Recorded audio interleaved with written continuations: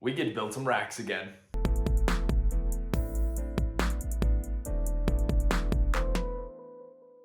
All right, today we're gonna be re-racking some things. So as you can see, if you've been following along for the channel, you see the Cinderblock and the 2x4 rack that we use for the 55 works really good. We're gonna be retrofitting that to be 75, really 675. So we've got some things we need to move, but we've got some critters that need to be moved into different spaces. We've got some critters that don't need to, but I want to, like Nilla and Wafer. And if you're sitting here screaming at your keyboard going, why in the world are there two different, or two leopard geckos in the same enclosure?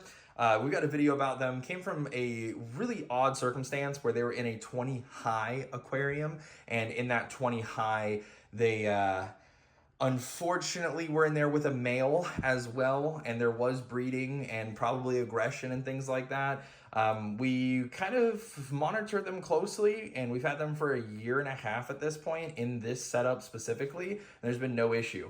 They'll be next to each other a lot. Right now they're both basking because I fed them last night, and they're having a good old time. They probably had a fun hunt last night with some of the discoid roaches. We tongue feed them, but then we also put some other ones in there just for them to skitter around and go and hunt, but never had an issue. They have been fantastic together. Oreo, actually, the one that's on that piece of cork bark back there, is starting to change color a little bit. She's starting to get some yellow on her. Nilla's always been like that, but yeah, it's kind of interesting. But otherwise, that is basically what we're going to be doing. We'll show off some of these critters in kind of future videos and things like that, but I mean, we just got to get this thing re-racked. So we got to get this racked and situated. Iroh's kind of peering through the top of that enclosure. Azul, we got to get him in a better enclosure. It's been past due. That guy, he grew real quick in the last couple of months, but we've been gearing up towards this, so I'm really excited about it. Azul is actually gonna be the first one to move, but we're going to do a triple 75-gallon system ×2, so you'll see. But first we need to take all of this down, so that way we can go ahead and actually get the new rack system in here. So that's gonna be the fun part. So let's go ahead and just move some things, because as you can see, there's more tanks all over, and there's actually tanks to my left as well, but you haven't seen those critters, so we're gonna keep those a little secret, even though you technically haven't seen that one, that one, that one, or that one either. But yeah, we gotta take that TV down first. Let's get it. All right, so the fun part's done. Covered in sweat, covered in fouled water, but hey, the tanks are now moved. So the fun part's over, just beginning the whole nine, because we've got all of the tanks moved, and it's beautifully placed just off camera. You can kind of see Nilla and Oreo, but because of the way that I want to build this, basically it's going to be a triple rack system. Again, if you've been on the channel for a while, then just like we did with the aquariums, you've seen the triple rack Cinderblock. Except for these are all going to be 75s.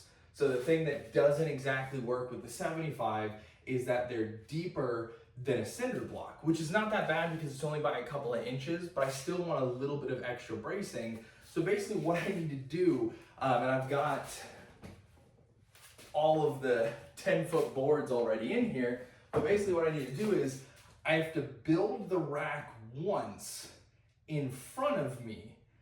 Then I have to secure all the boards in, basically, and then I have to scoot it back against the wall by basically building it again, because I don't want to just scoot 3 giant towers of Cinderblock and wood and hope it works. So, and I don't want to scratch up the floor or anything. So just with the way that I'm doing it, it's going to suck. It's going to take a lot more time than it should, but everything's going to be in the back instead of being in the front, so it is going to look a little bit cleaner, because the front is going to have the just flat face cinder blocks with the 75 gallons just flush with them, instead of having like a little bit of a lip between. It's going to basically be like wood, 2 inches, and then cinder block. Not that big of a deal, but if I'm going to sit here, I'm going to upload it on YouTube, I'm gonna do it the right way. Obviously, I recommend making real racking systems, but if you're gonna be moving some things around, these temporary racking systems with center blocks and 2x4s, really worthwhile, especially if you're using 75s and you're doing 2 75s or 2 55s next to each other, and it's just cinder block 75, cinder block 75, cinder block. You can just get the 2x8 or 2x4x10, 2x6x10, 2x8x10, whatever you're looking at getting for the slats, and it's the exact correct length, because each cinder block says it's 8, but it's really like 7.25, I think, is like the real dimensions. And then these are 10 feet long, 75s and 55s are 4 feet long. Add in a little bit of extra wiggle room just so that way you can actually move it in and out, and you don't have to make any cuts. So if you don't have tools, if you don't have things to work with, it's a pretty fantastic and easy way to do it. But enough blabbering. Got a lot of cinder blocks to move.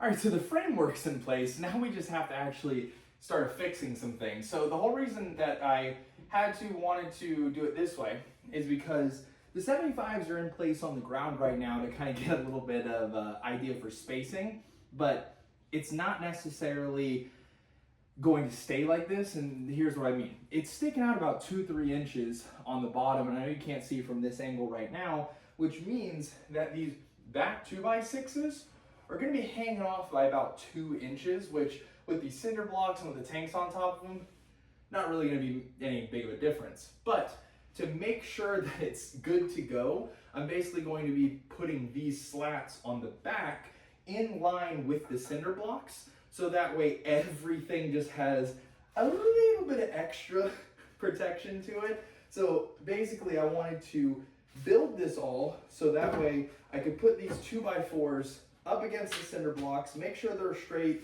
make sure they're good to go, and then from there, that's when I can start messing around with it and basically halfway take it apart and then push it all the way up against this back wall, because there's about 15 inches back here, so there's going to be basically a foot too much that I need to push this all back. So that I'll deal with, but for now I'm going to go ahead and affix these just so that way it's one less thing that I need to do. So we'll start with this one just because this one seems the most straightforward and easy, and just get it all situated.